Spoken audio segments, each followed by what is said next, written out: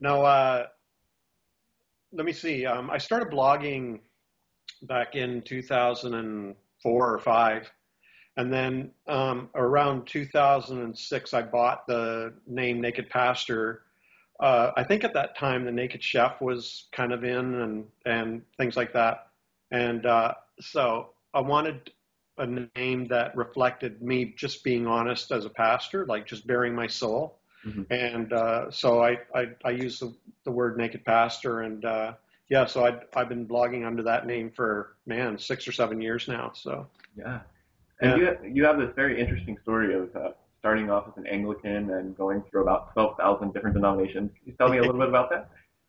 Yeah. I was baptized as an Anglican, Episcopal, I guess it'd be in the States, and um, yeah, we just went everywhere.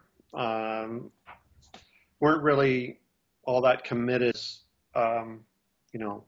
Well, we really let me put it this way: when I was around 15 or 16 years old, we dove in headfirst into, born again, evangelical, Baptist, right wing, traditional, everything. Yeah. And before that, we sort of just, as a family, just went whenever, whatever. Yeah. But yeah, so I got heavily involved in youth group and went to Bible college. That's where I met my wife. Then to seminary, and then then went to a university and got another master's and blah blah blah.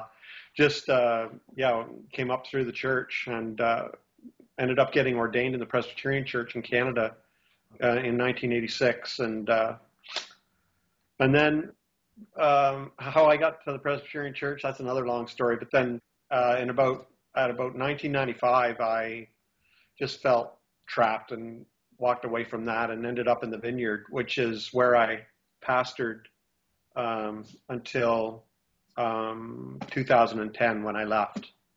So, Wow, that's quite the journey from Anglican well, Presbyterian to Vineyard. I call myself my own ecumenical movement. Yeah.